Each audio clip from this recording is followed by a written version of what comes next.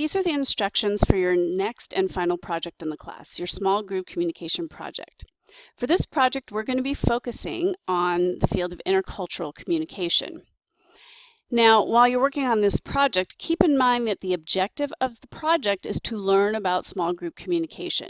It's really difficult to learn about small group communication if you're not actually participating in the group. As I have here, it's like learning a foreign language without ever having the opportunity to speak it.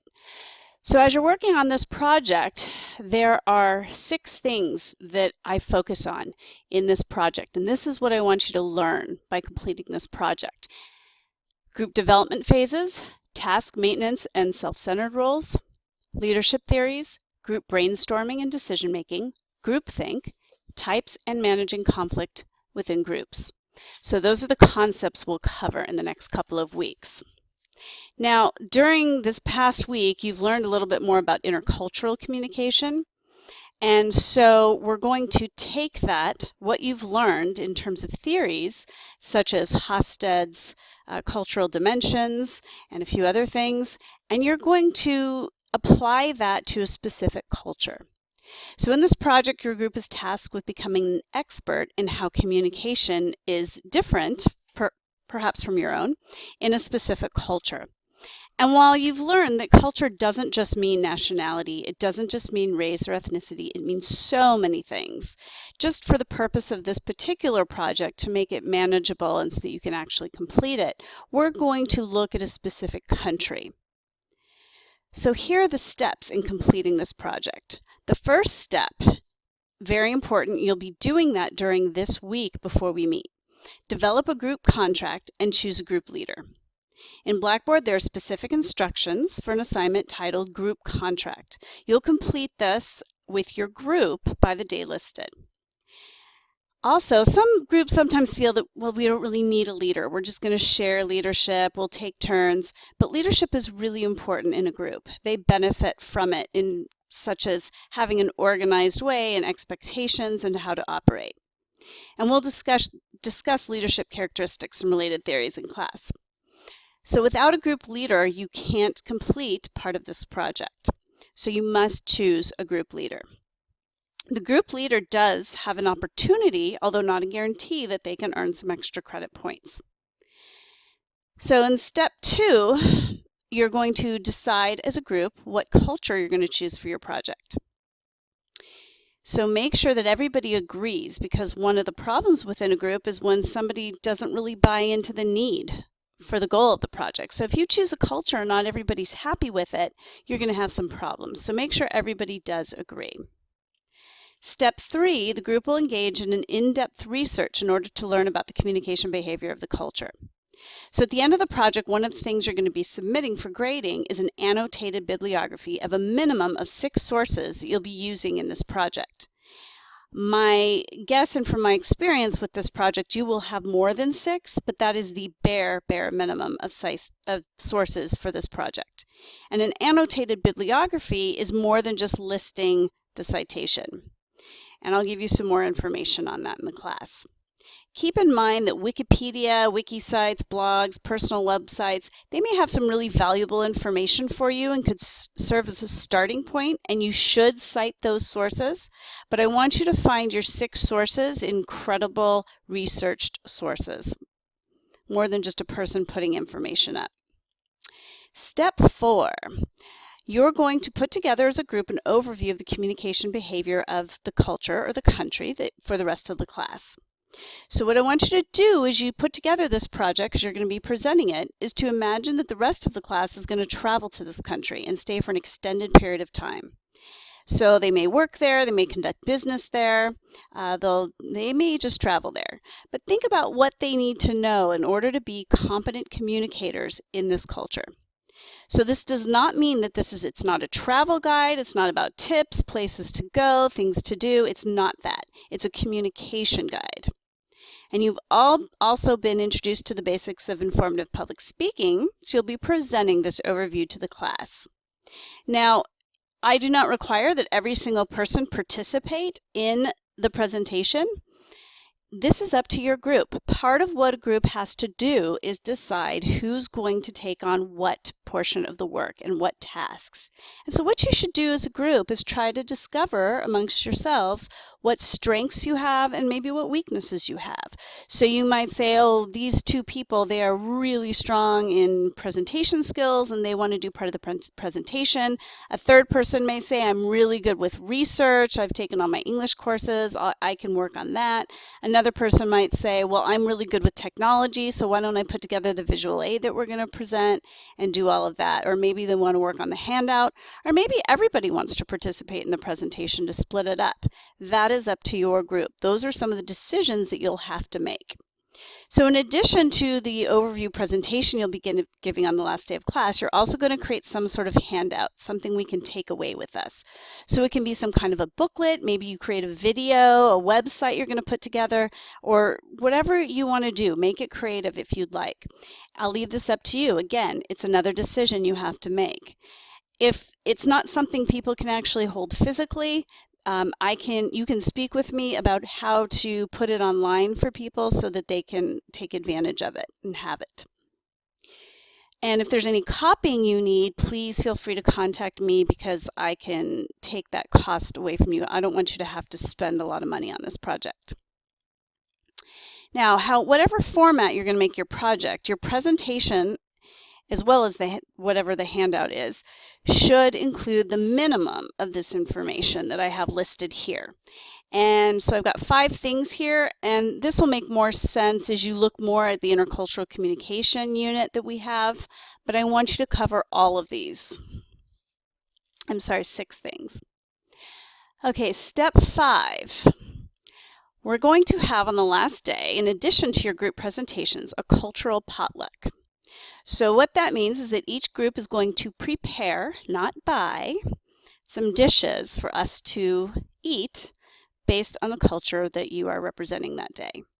And the reason I want you to actually prepare it is because you do learn a lot more about the food if you actually have to buy the ingredients. Perhaps you're going to have to go to a specialty store, and I can help you with that. If you need help as to how to get recipes or ingredients, just let me know. You learn a lot more by preparing it. It's also something that some of you might want to do together, and it will lead to more cohesiveness in the group if you actually do this together at someone's house or apartment. Now, I know that some of you may live in the dorms, and if there's no one in your group that has a kitchen available, just talk to me and we'll find a solution for you.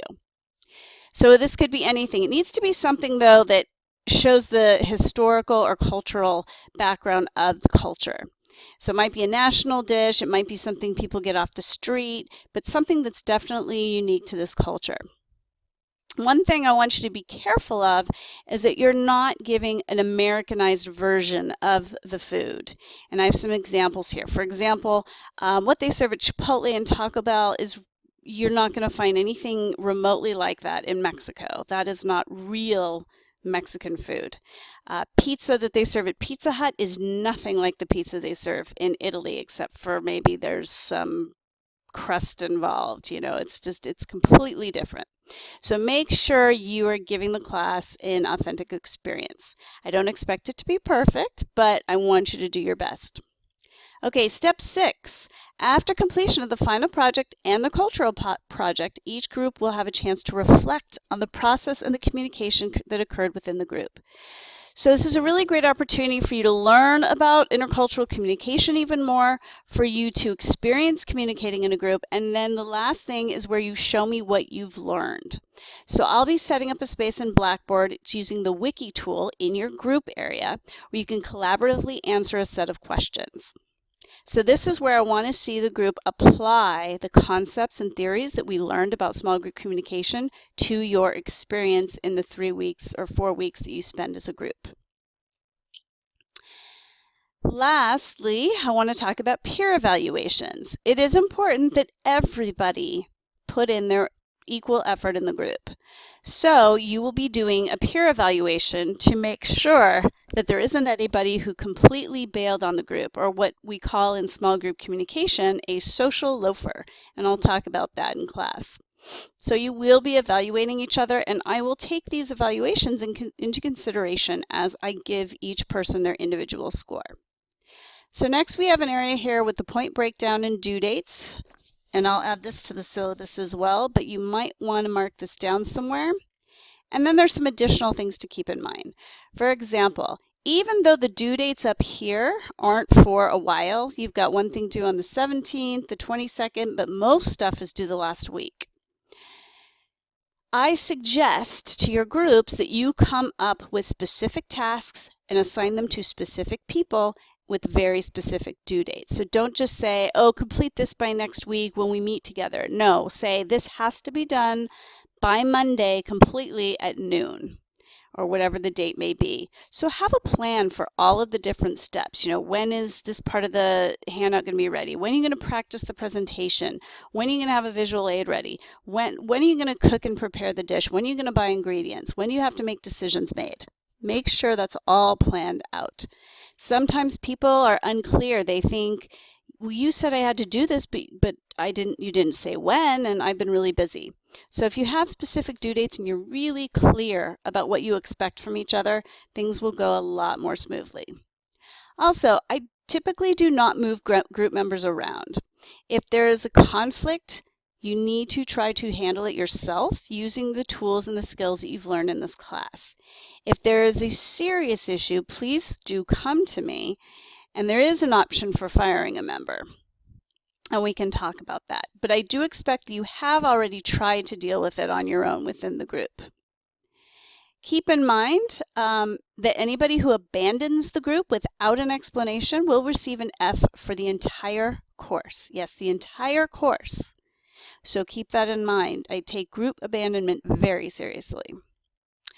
Also, you must be prepared with a completed project at the start of class on the due date. So during finals week, during our final time, you need to be ready when class starts. I don't want you working on the project or the presentation as other people are presenting. If a group member does not submit their peer evaluations, you will receive a deduction in your grade. Now remember, group work is difficult for those of us raised in an individualistic culture, which is probably most of us in this class. And it might be uncomfortable for you, but that's okay. We're going to work through our feelings, we're going to communicate in groups, and we're going to try to practice what we're learning. And I also advise you to keep a record of any communication between group members. If you're texting, if you have meetings, make sure you take notes during those meetings, not necessarily just about who's going to do what, but what happened. Keep text messages, track contact attempts, etc. Also, allow time for everyone to have input on various parts of the project. Don't assign one person to complete one thing or one person to do another without having the opportunity to comment or make suggestions on what other people are doing. Make sure you're all communicating. If one person's working, for example, on a visual aid you're showing during the presentation, make sure everybody gets to see it before the day that you actually present, because maybe the other people in your group would think, that's not at all what we were going to do. So make sure there's constant communication and sharing between group members throughout the entire project. When we do the projects in class, you need to take notes on these group projects. I'm going to include test questions on your final exam based on the information shared by each group. So while this project's mainly about small group communication, there's also an extra bonus that you get to learn more about intercultural communication by learning about specific cultures. And you can read the rest of this explanation. And last but not least, please have fun with this. It is meant to be fun and interesting and engaging. Most of the students really have a good time with this project. I've done it many times. If you have any questions throughout this project, feel free to come to me at any time. And we can work on things, or I can help you out. Don't be afraid to ask questions.